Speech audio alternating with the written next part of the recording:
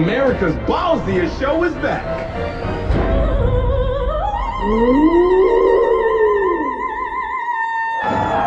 Will you hold my hand and jump in with me? That's not how Quiz with Balls works. Find the right answer. Oh my God! Release the ball and win cash. Let's go! Pick a wrong one and go out with a splash. Oh, this is good television. You know, just when I think Fox can't make an even more outlandish show than Boom, I end up proven wrong.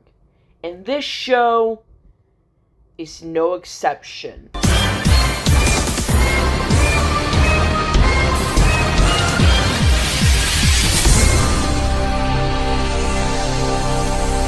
I rarely, if ever, cover shows that are currently airing.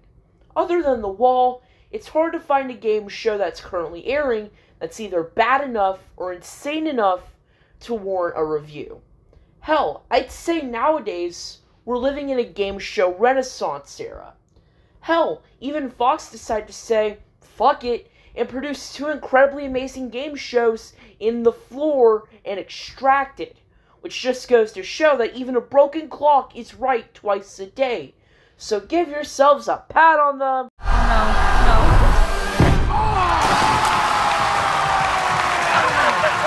Nope. Fuck. Never mind. Today we're looking at a show that combines Family Feud and Wipeout, and then let Downfall raise it. I am, of course, talking about The Quiz with Balls. Adapted from a Dutch game show of the same name, The Quiz with Balls is a game show currently airing on Fox that began airing on May 28th, 2024. The show is hosted by Jay Farrow, an American stand-up comedian known for miscellaneous roles throughout television. The show, while American, is actually filmed at Dockland Studios in Melbourne, Australia. Similar to how the 2-night special Who Wants to Be a Millionaire Canadian edition was filmed in New York City, or how Deal or No Deal ran a special world tour version of their show encompassing 3 countries. Anyway, let's get into how the show works. The show begins with 2 teams. In the first 2 seasons, it was 2 families, but then in 2026, they made the jump to having celebrities on the show, which can be a good or a bad thing. In Season 1, the show had 5 rounds, using a list of 10 categories that can only be used once.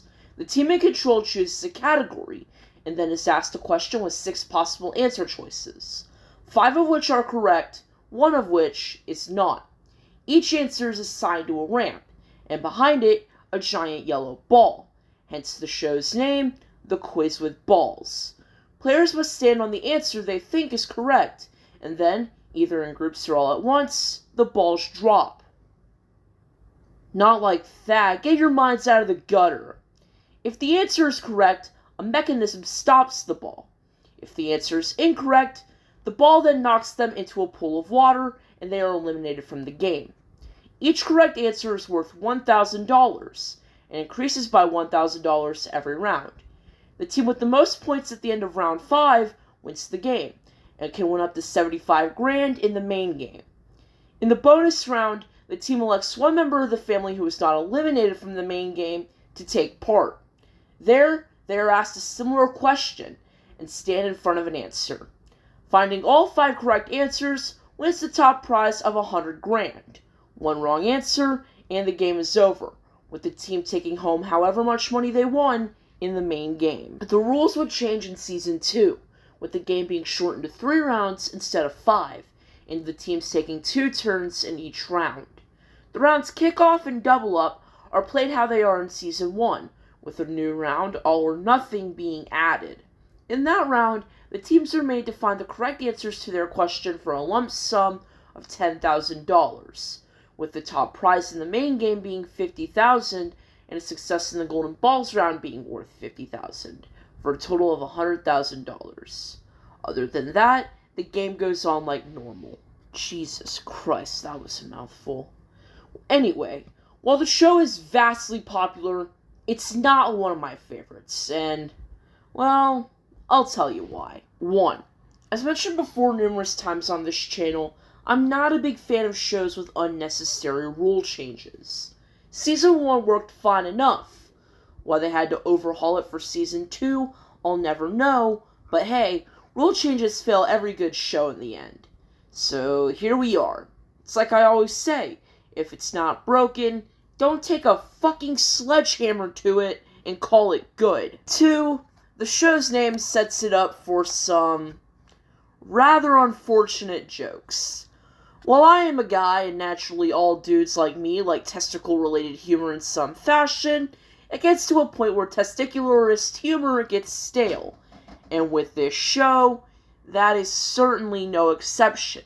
If the point of this show is to make wink wink nudge nudge jokes regarding testicles, then this show is one of the greatest of all time. However, this show is meant for a primetime quiz show slot, and more than just testicle jokes, so... 3. Another problem I have with the show is that, much like Boom, they have to show the scene of someone getting hit into the water in slow motion in so many different angles repeatedly in order to capture some form of quote-unquote humor.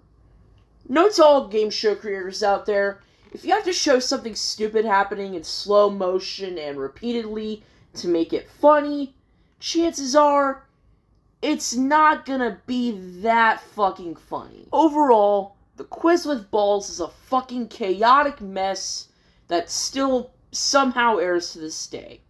While Fox has improved in game show quality, it's still concerning to see that the scars from the disaster that was Fox Primetime from 2012 to 2017 is still there. Who knows? Maybe one day this show will be cancelled and this video will age like milk. But until then, the Quiz with Balls remains bouncy and insane. Anyways, guys, that's going to do it for today's video. I'm Duality Dustman, and I will catch you guys on the flip side.